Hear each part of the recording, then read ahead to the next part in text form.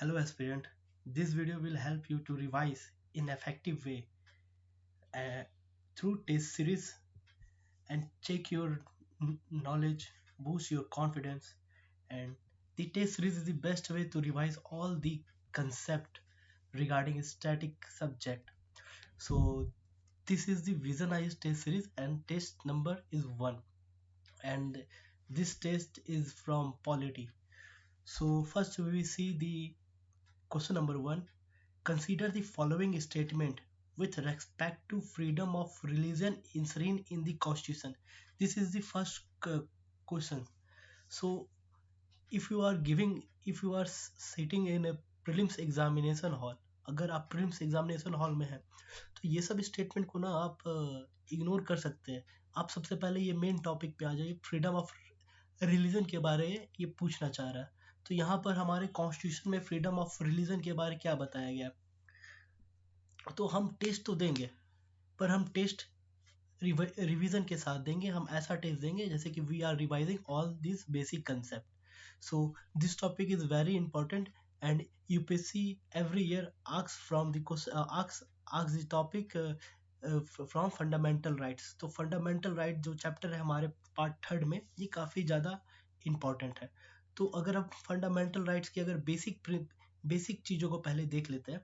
ये जो fundamental rights हमारे कॉन्स्टिट्यूशन में कब इंक्लूड किया गया था और एज अ कब इसे लॉन्च किया गया था, एस्टेब्लिश किया गया था, ये 26 जनवरी 1950 में फंडामेंटल राइट्स हमारे आ गए थे। और ये फंडामेंटल राइट्स कौन सी कंट्री से इंस्पायर है, तो ये यूएसए से इंस्पायर है हमारे फंडामेंटल राइट्स। मतलब कि यूएसए की कॉन्स्टिट्यूशन से हमने फंडामेंटल राइट्स को लिया है और जिसे हम कहते हैं बिल ऑफ राइट्स। और ऐसे फंडामेंटल राइट्स को हम मैग्ना कार्टा ऑफ इंडिया भी कह सकते हैं क्योंकि ये जस्टिसेबल है। जस्टिसेबल कहने का मतलब है अगर इसका वायलेशन होता है तो जो सुप्रीम कोर्ट है या हाई कोर्ट है इसे इसे जो सिटीजन है उन्हें जस्टिस दिला सकती है with the help of all the fundamental rights available in constitution for the people. So ये जस्टिसेबल है। और अगर बात करें फंडामेंटल राइट्स के बारे और भी कुछ, ये परमानेंट नहीं है। इसका मतलब ये होता है कि जो गवर्नमेंट है इस पे टाइम टू टाइम चेंज कर सकती है। ये परमानेंट नहीं है, मतलब कि ये सैक्रोसेंट नहीं है। और जो फंडामेंटल राइट्स हम इमरजेंसी के टाइम में सस्पेंड कर सकते हैं, एक्सेप्ट अगर आर्टिकल 20 और 21 को छोड़ दिया जाए तो हम फंडामेंटल राइट्स को सस्पेंड कर सकते हैं नेशनल इमरजेंसी में। तो अब आपको ये पता होना चाहिए नेशनल इमरजेंसी कौन सी, क्या होती है नेशनल इमरजेंसी, और जो आर्टिकल 20 और 21 है वो क्या है, ये आपको पता रहना चाहिए। और जो आर्टिकल 19 है इस पे 6 राइट्स है। ये सस्पेंड होते हैं सिर्फ कब, ओनली ये सस्पेंड सिर्फ ओनली किस ग्राउंड में सस्पेंड होते हैं, वार या एक्सटर्नल एग्रेशन के टाइम पे आर्टिकल 19 हमारे जो फंडामेंटल राइट्स में है वो सस्पेंड होते हैं। नॉट ऑन आर्म रेबिलियन, जब भी इंटरनल इमरजेंसी लगती है या आर्म रेबिलियन होते हैं तो हम आर्टिकल 19 को सस्पेंड नहीं करते। अब क्यों नहीं करते, क्योंकि अगर हमारे कंट्री के अंदर ही डोमेस्टिक पॉलिटिक्स जो चल रही है, अगर उसके चलते कुछ वार हो जाते हैं या एग्रेशन हो जाते हैं आपस डिफरेंट स्टेट के बीच में, तो क्या हम इस पे फंडामेंटल राइट्स जो है आर्टिकल 19 के जो 6 राइट्स है क्या उसे सस्पेंड कर देंगे? ऐसा सस्पेंड कर देंगे तो जो जो पीपल्स है, जो सिटीजन्स है, वो फिर अपनी रिएक्शन और फिर वो अपनी व्यूज उस उस सिचुएशन पे कैसे देंगे कि ये लीगल है या नहीं है, ये हमें पसंद आ रहे है कि नहीं, ये हमारे राइट्स के खिलाफ है या अ, ये हमारे लिए ही अच्छे काम कर रहे हैं। तो ये सब चीज़ें ध्यान रखना पड़ता है। तो इसलिए जो इंटरनल इमरजेंसी है या आर्म रिबिलियन है, इस पे आर्टिकल 19 के जो 6 राइट्स है वो सस्पेंड नहीं होते हैं। अब इस पे एक बात और है जो कि मैं बाद में बात करूंगा, पहले हम देखते हैं इस क्वेश्चन का आंसर। हमने बेसिक जान लिया फंडामेंटल राइट्स के बारे, ये हमारे लिए इंपॉर्टेंट रहता है क्योंकि आप जब भी पढ़े ये सब चीज़ें याद रहनी चाहिए, बेसिक चीज़ें।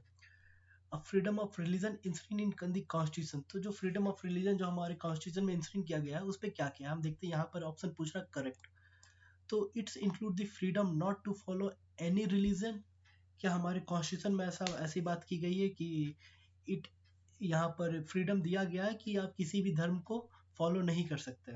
इट इन तो ये आपको डिसाइड करना, it's bar all religious conversion, क्या ये रोकता है रिलीजियस कन्वर्सन को? It is not applicable to foreign national, क्या ऐसा है? अब इस तीनों स्टेटमेंट को हम देखते हैं। It include freedom to not follow any religion.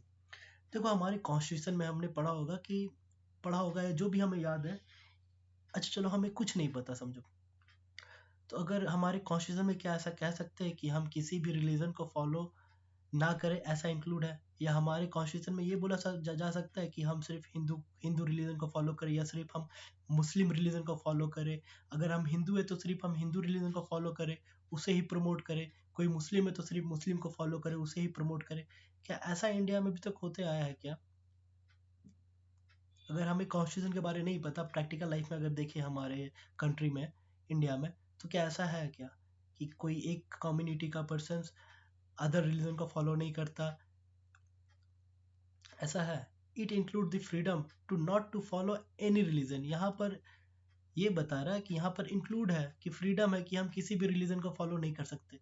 तो क्या आप मान के चलो आप हिंदू है, आप हिंदू होते हुए अपने धर्म की पूजा नहीं कर रहे ना, मुस्लिम जो कम्युनिटी है या उनके जो गॉड है उन्हें आप फॉलो नहीं कर रहे, क्रिश्चियनिटी की फॉलो नहीं कर रहे, जो तो क्या ऐसा कुछ है कि आपको फॉलो करना, आप नहीं कर रहे, आपको पता है, कोई आपको देखने तो नहीं आ रहा, इसका मतलब कि ये स्टेटमेंट सही है। और इट्स बार और रिलीजन कन्वर्सन, तो क्या ये रोकता है कि आप रिलीजन कन्वर्सन ना करें? ऐसा है? अभी अभी बेसिकली अभी जो न्यूज़ पे या फिर अभी गवर्नमेंट जो स्टेप ले रही है कि stop religion conversion in basics of marriage, marriage के बेसिस में जो रिलीजन का कन्वर्जन होता है उसे रोकने पे है। तो इस तरह का लॉ काफ़ी स्टेट ने पास किया है, पर हमारे कॉन्स्टिट्यूशन में तो ये अवेलेबल नहीं है ना कि हम रोक दे जितने भी रिलीजन्स कन्वर्जन हो रहे सबको रोक दे, ऐसा कुछ नहीं है। और it is not applicable to foreign national, तो क्या ये फॉरेन नेशनल पे एप्लीकेबल नहीं है? तो जो गोवा में हमारे फॉरेन नेशनल रह रहे इंडिपेंडेंट से पहले, इंडिपेंडेंट के बाद भी, तो क्या ये फ्रीडम ऑफ रिलीजन उनके लिए नहीं बनी है क्या?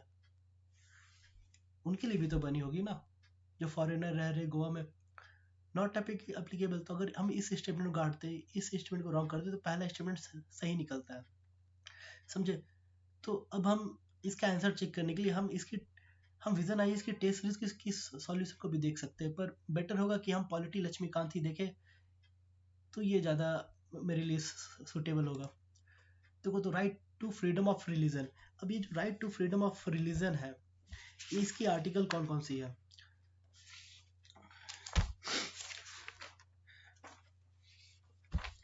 तो हमारा जो राइट शुरू होता है ना, तो वो होता है राइट्स हमारा स्टार्ट आपका, देखो इससे क्या होगा ना, बुक से पढ़ोगे तो पता चलेगा कि आप क्या क्या मिस कर रहे हो, क्या नहीं मिस कर रहे हो। अब यहाँ पर हम एक झलक देख लेते हैं। सबसे पहले हमारा राइट टू इक्वालिटी, जो कि आर्टिकल 14 टू 18 आता है, और ये सारे इंपॉर्टेंट हमारे लिए। अब जो राइट टू इक्वलिटी 14 से 18 है, यहाँ पर बात करता है, जो आर्टिकल 14 है वो बात करता है equality before law and equal protection of law. मैं सारे को डिस्कस करूंगा जब जब सारे के क्वेश्चन आएंगे तब, अभी सिर्फ देख लेते हैं। और फिर आर्टिकल 15 क्या कहता है? प्रोहिबिट करता है डिस्क्रिमिनेशन, किस ग्राउंड पे? Religion, race, caste, sex, place of birth. Article 15 रोकता है डिस्क्रिमिनेशन, किस ग्राउंड में? याद रखना आपको, रिलीजन के ग्राउंड पे, रेस के ग्राउंड में, कास्ट के ग्राउंड में, सेक्स और प्लेस ऑफ बर्थ। और आर्टिकल 16 क्या कहता है? इक्वलिटी प्रोवाइड कराता है इन मैटर ऑफ पब्लिक एम्प्लॉयमेंट। और आर्टिकल 17 क्या करता है हमारा? आर्टिकल 17 जो है वो अनटचेबिलिटी को प्रोहिबिट करता है।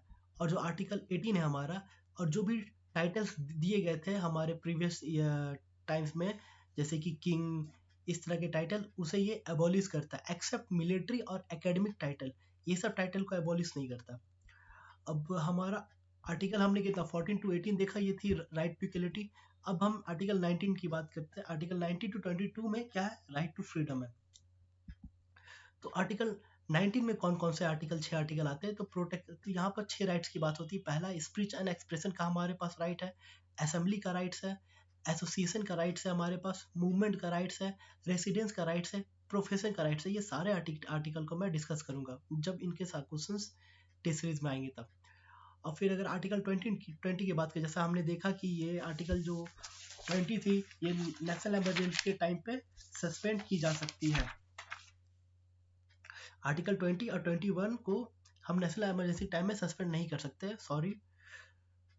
और फिर आर्टिकल 21 हमारा क्या है, protection of life and personal liberty. Article 21 ये क्या कहता है, right to elementary education. Article 22 क्या कहता है, protection against arrest and detention in certain cases. अब अब यहाँ पर जो आर्टिकल 23 to 24 है वो है राइट अगेंस्ट एक्सप्लॉयटेशन। तो यहाँ पर क्या बात करता है, provision of traffic in human beings and force labour. तो आर्टिकल 23 हमारा किस चीज को प्रोविड करता है, जो ह्यूमन ट्रैफिकिंग होती है और जो फोर्स लेबर होता है वो। और आर्टिकल 24 किस चीज के बारे में डिस्कस करता है, जो भी चिल्ड्रंस को एम्प्लॉयमेंट दिया जाता है फैक्ट्रीज में, उसे ये प्रोवाइड करता है। इसके भी कुछ लॉज है गवर्नमेंट के, वो भी हमारे लिए इंपॉर्टेंट है। पर हमारे कॉन्स्टिट्यूशन में क्या अवेलेबल है, हमारे फंडामेंटल राइट्स में क्या दिए गए हैं वो देख रहे हैं हम। और फिर आर्टिकल 25 to 28 में क्या बात करते हैं, right to freedom of religion. अब देखो यहाँ से हमारे क्वेश्चन आए थे, इसे हम लास्ट में डिस्कस करेंगे। आर्टिकल 29 to 30 क्या कहता है, कल्चरल एंड एजुकेशनल राइट्स। अब आर्टिकल 29 में कौन से कल्चरल राइट्स, एजुकेशनल राइट है, protection of language, script and culture of minorities दिए गए हमारे। आर्टिकल 13 में क्या है, rights of minorities to establish and administer educational institution. अब आर्टिकल 25 to 28 डिस्कस करते हैं हम। तो सबसे पहले हम जाते हैं उस टॉपिक पे जहाँ पर हमारा फ्रीडम ऑफ रिलीजन है।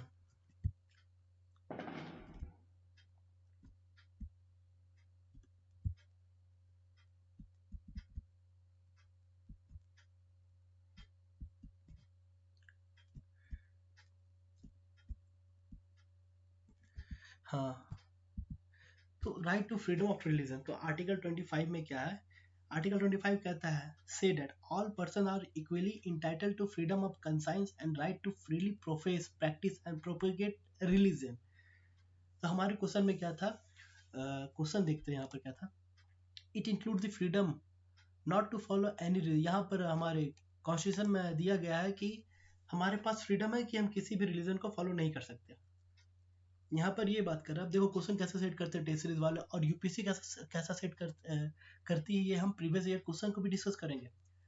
हम इससे जो भी विजन आई की टेस्ट सीरीज दे रहे हैं या जो भी टेस्ट सीरीज देंगे, ये सिर्फ रिवाइज कर रहे हैं। इसका मतलब ये नहीं है कि वो क्वेश्चन यूपीएससी में आएंगे। हम रिवाइज कर रहे हैं, अपने कंसेप्ट को और शार्प कर रहे हैं।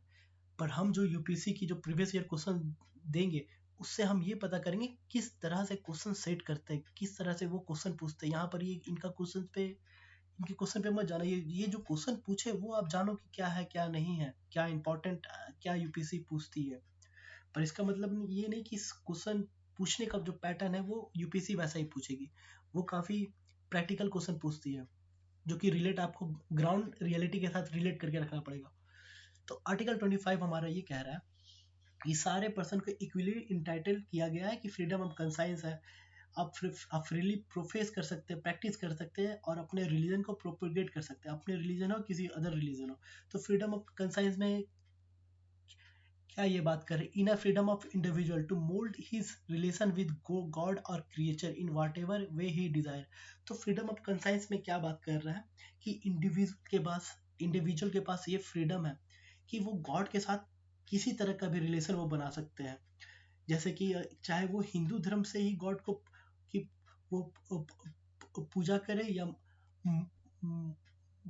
जिस तरह से अदर कम्युनिटीज अपने गॉड को प्रीच करती है वैसा ये करे, उस पर कोई रोक नहीं है।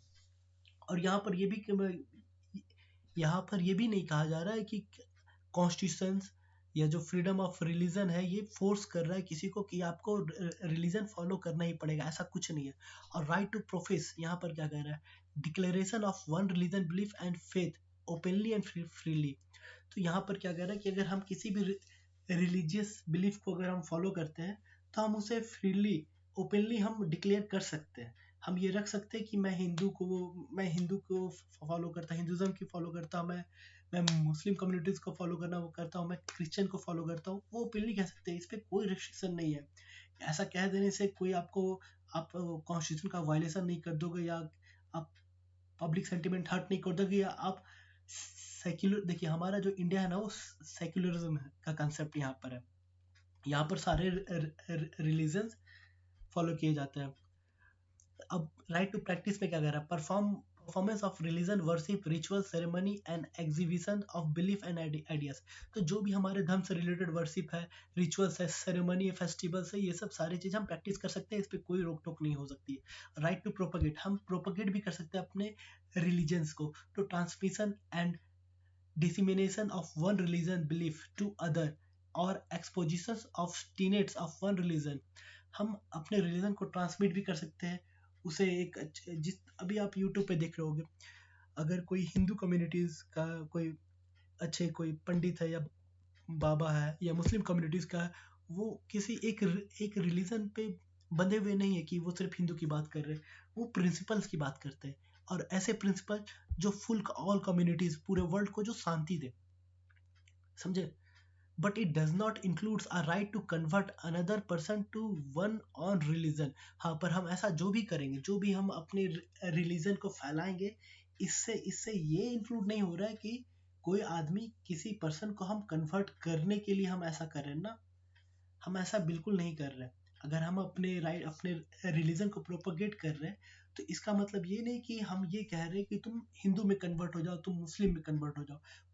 प्रोपगेट करने का मतलब ये होता है कि हम उनकी जो प्रिंसिपल है, जो सिद्धांत है, जो उनकी पीसफुल, जो वो चाहते हैं, जैसे कि हमारे देखो, गीता हो या कुरान हो, सबका अल्टीमेट एम होता है पीस, हार्मनी एम होता है सबका, अपने अपने सिटीजन्स के लिए, तो बस वही सब हमें फैलाना।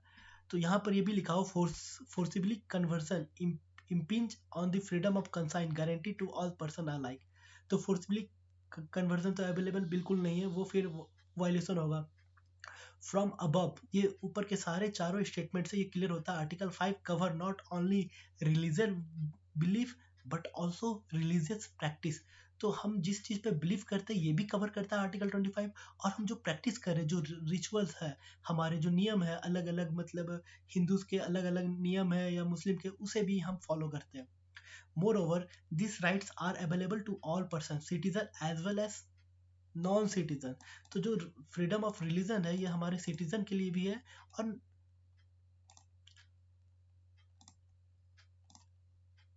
जो नॉन सिटीजन है उनके लिए भी है।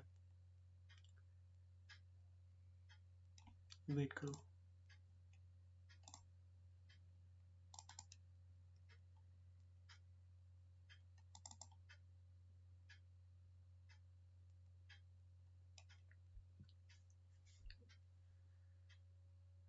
हाँ,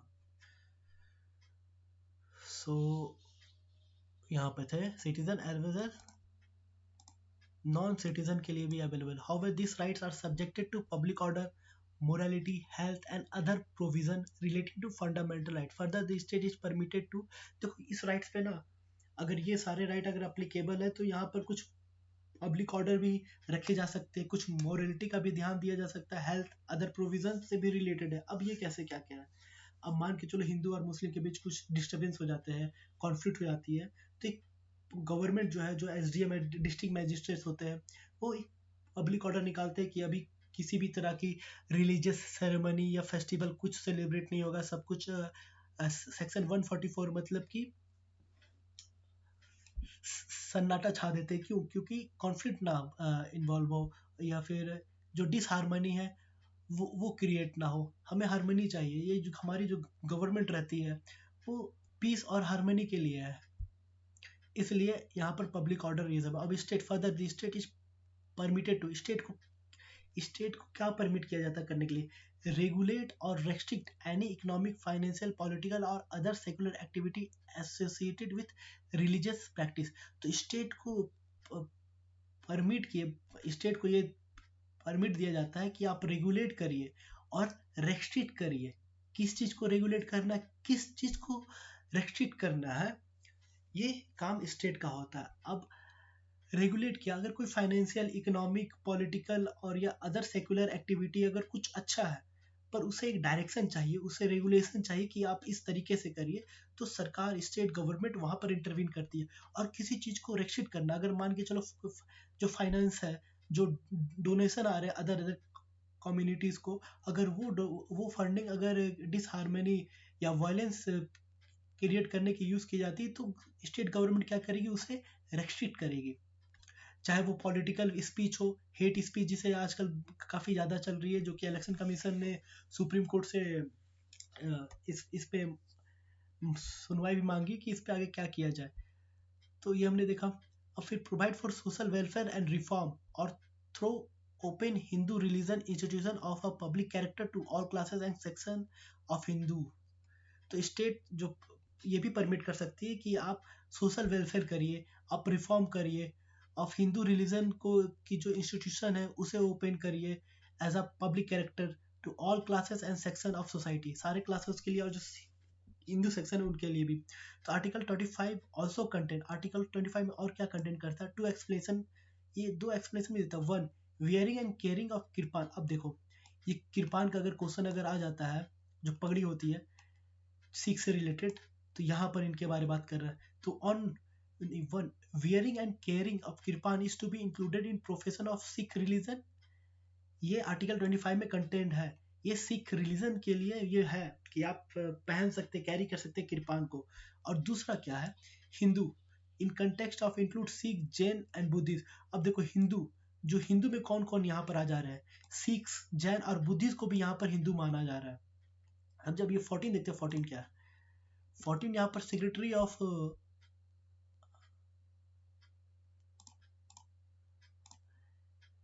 of Malankara Syrian Catholic college versus T जो 2007। अच्छा, ये 2007 का केस है, यहाँ पर ये चीज रखा गया था। हम्म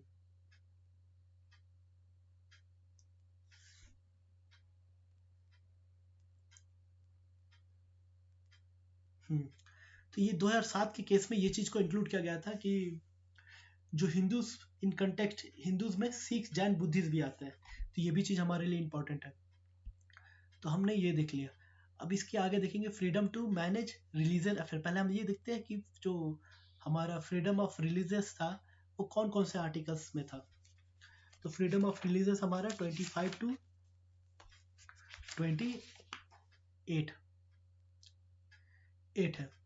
25 हमने डिस्कस कर लिया, 26 डिस्कस करेंगे यहाँ पर। तो freedom to manage religious affair.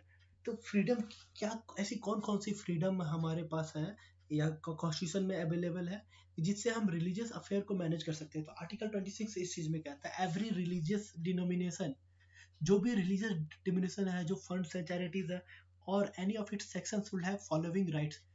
तो उनके कुछ अधिकार है, right to establish and maintain institution for religious and charitable purpose. तो अगर आप किसी भी रिलीजियस इंस्टीट्यूशन को एस्टेब्लिश करते हैं तो उसका पर्पस क्या होना चाहिए, वो चैरिटेबल पर्पस के लिए, इंस्टीट्यूशन के लिए वो यहाँ पर आप एस्टेब्लिश कर सकते हैं किसी भी रिलीजियस इंस्टीट्यूशन को। Right to manage is its own affair in matter of religion. अगर मान के चलो हिंदू और मुस्लिम है, अगर इनकी कोई मैटर्स है, अब मान के चलो हिंदू है, हिंदू में जो सती का जो मैटर था, ये कौन सॉल्व किया, ये आपस के लोग सॉल्व किए ना, उसके बेसिस पे लॉ बना। तो right to manage its own affair in matter of religion. अगर हिंदू रिलीजन से कोई मैटर है तो वो हिंदू ही सॉल्व करेंगे। इसका मतलब ये नहीं कि अदर कम्युनिटीज उस पर इंटरफेयर करेंगी। पहले पहले अदर पहले, अब सेकंड थर्ड में क्या कहता है, सेकंड में क्या कहता है, सी नंबर पॉइंट्स में, right to own and acquire movable and immovable property. तो यहाँ पर जो फ्रीडम ऑफ जो रिलीजियस जो अफेयर रहेगा, वहाँ पर वो जो चैरिटीज से या डोनेशन से एक्वायर कर सकते किसी भी प्रॉपर्टीज को, चाहे वो मूवेबल हो या इमूवेबल हो। तो right to administer such properties according with law. अब इन सब प्रॉपर्टीज को जो भी एडमिनिस्टर करेगा वो लॉ के द्वारा किया जाएगा। अब आर्टिकल यहाँ पर फिर से देखो, इस पे आर्टिकल 25 आ रहा है, जबकि हमने ऊपर डिस्कस किया। अब यहाँ पर आर्टिकल 25 क्या, गारंटी राइट ऑफ इंडिविजुअल। तो यहाँ पर आर्टिकल 25 इसलिए बता रहा है कि यहाँ पर जो इंडिविजुअल के राइट्स को गारंटी करता है आर्टिकल 25, जो कि आर्टिकल 26 में अवेलेबल है। वाइल आर्टिकल 26 गारंटी, और आर्टिकल 26 किस चीज़ की गारंटी करता है, राइट्स ऑफ रिलीजियस डिनोमिनेशंस और देयर सेक्शन। इस चीज़ को आर्टिकल 26 गारंटी देता है। Article 26 protect collective freedom of religion. Article 26 क्या करता है, प्रोटेक्ट करता है कलेक्टिव फ्रीडम ऑफ रिलीजन को, लाइक राइट्स अंडर, और सेम आर्टिकल 25 भी हमारा ये करता है, द राइट्स अंडर आर्टिकल 26 और also subject to public order. Article 26 जो है ये भी पब्लिक ऑर्डर और मोरलिटी हेल्थ के ऊपर बेस है, but not subject to other provision relating to fundamental right. पर आर्टिकल जो 26 है, ये जो अदर प्रोविजन है फंडामेंटल राइट्स के, उससे रिलेट नहीं करता। अब देखो ये जो स्टेटमेंट है ना, ये तो सबको पता रहता है, ये सब कुछ ये सब जान जाएंगे, पर यूपीएससी यहाँ से खेल खेलेगी। एक ये हो गया, और यूपीएससी ये पूछ देगी जो सिख जैन बुद्धिज्म है, ये हिंदूज में कौन से मतलब ईयर में ऐड किया गया, या किस ईयर, या कौन से केस थे ये सब, या फिर ये पूछेगी इनमें से कौन से हिंदू कम्युनिटीज में आते हैं, सिख जैन बुद्धिस्ट फारसी, ये लिख देंगे कौन से नहीं आते, कुछ ऐसा स्टेटमेंट बना देगी ये। और ये किस आर्टिकल से बिलोंग करता है, 25। अब ये देखो 25 26 हमारे लिए कैसे इंपॉर्टेंट हो गया। अब जो प्रीलिम्स में क्या पूछ सकता है, article 25 guarantee rights of religious denominations और देयर सेक्शन, और ये इसका अपोजिट दे देगा, 26 के बारे में दे देगा article 26 guarantee rights of individual. तो यहाँ पर आप गलत कर दोगे। आप क्या, मैं भी गलत कर दूंगा अगर मैं रिवाइज करके नहीं जाऊंगा तो मैं भी एस्पिरेंट ही हूँ, I am not a teacher, okay. So ये हमारे लिए काफ़ी इंपॉर्टेंट लाइन हो गई। अब सुप्रीम कोर्ट का यहाँ पर है, supreme Court held that religious denomination must satisfy 3 condition. अब जो सुप्रीम कोर्ट ये कंडीशन 3 कंडीशन देते हैं कि अगर वो रिलीजियस डिनोमिनेशन है या नहीं है, तो it should be collection of individual who have a system of belief which they regards as conducive to their spiritual wellbeing. तो ये जो कलेक्शन होना चाहिए ना, वो इंडिविजुअल के लिए, individual, it should be collection of individual. ये इंडिविजुअल जो लोग जो डोनेट करते हैं, जो उनके तरफ से ये कलेक्शन होना चाहिए, और उनका बिलीफ होना चाहिए कि हम इस स्पिरिचुअल वेलबींग के साथ है। It should have a common organization, उनका कॉमन ऑर्गेनाइजेशन होना चाहिए, डिफरेंट और सेपरेटेड ऑर्गेनाइजेशन नहीं, कॉमन ऑर्गेनाइजेशन होना चाहिए।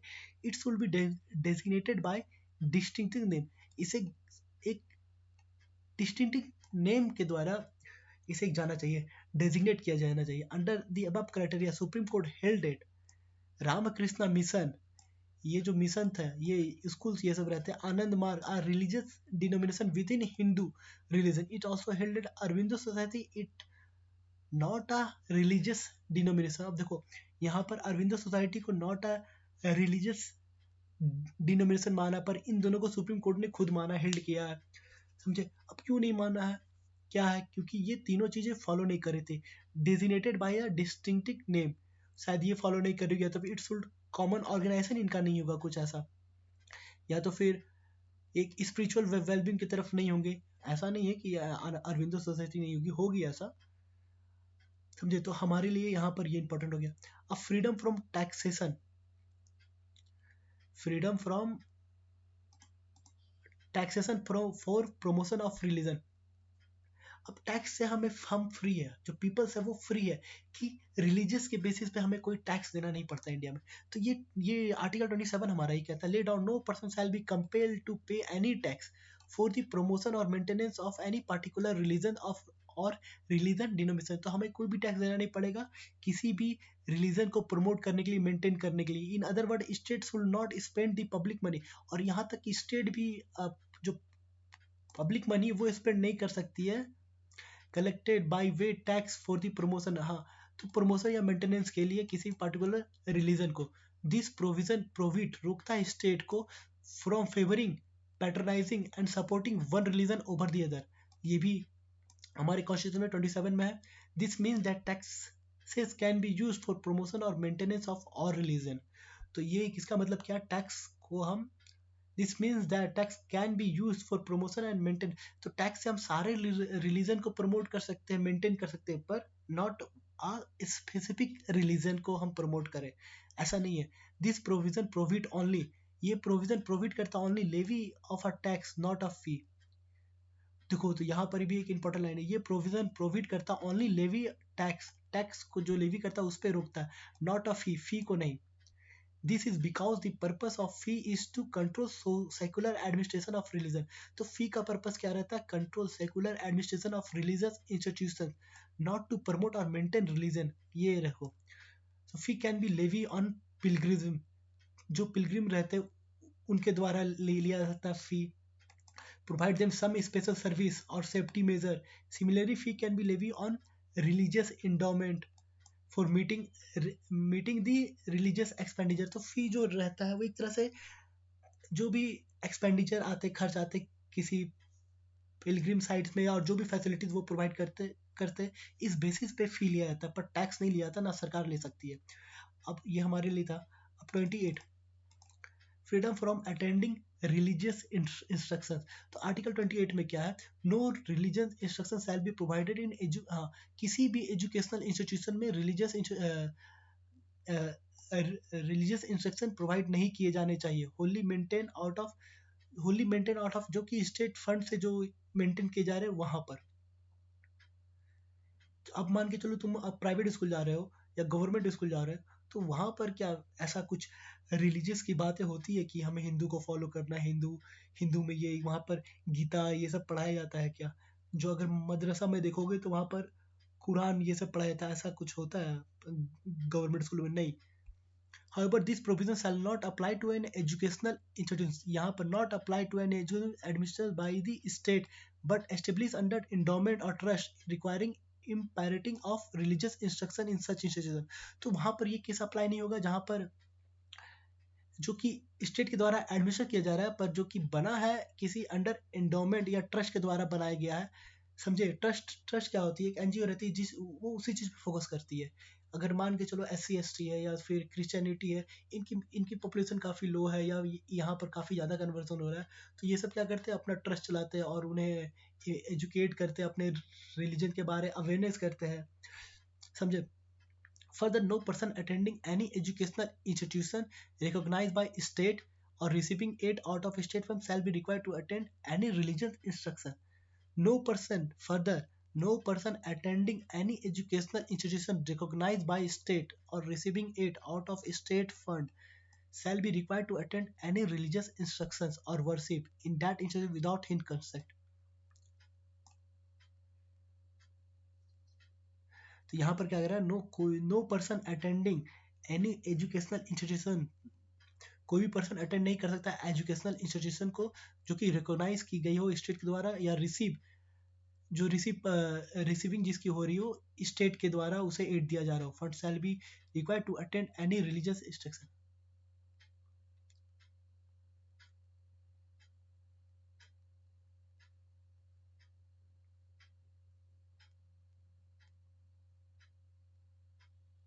तो स्टेट के बिना ये कभी विदाउट कंसेंट लिए ये करा सकती है।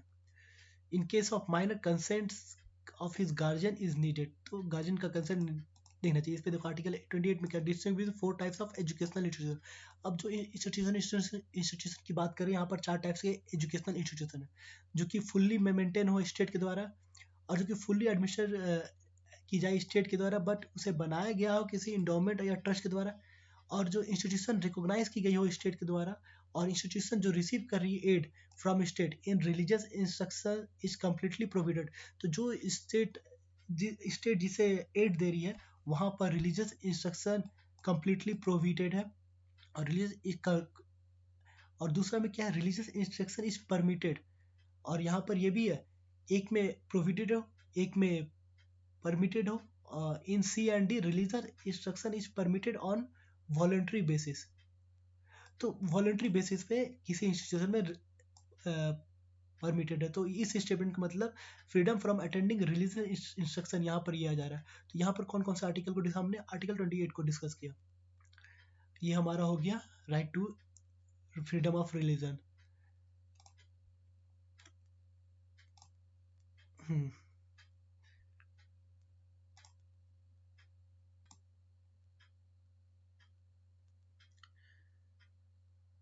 तो हमने सारा देख लिया। अगर क्वेश्चन 1 का अगर हम आंसर देखना चाहें, इस क्वेश्चन का आंसर, तो यहाँ पर करेक्ट आंसर बता रहा है 1।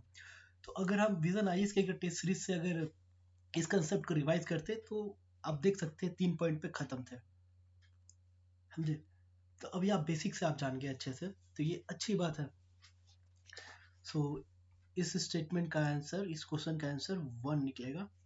सो अगर आप फंडामेंटल राइट्स के बारे में कुछ और अगर जाने, तो जो आर्टिकल 15, 16, 19, 29, 30 ये सिर्फ सिटीजन के लिए अवेलेबल है। मैंने क्या बोला, आर्टिकल 15, 16, 19, 29, 30 ये सिर्फ सिटीजन के लिए अवेलेबल है, फॉरेनर के लिए अवेलेबल नहीं है।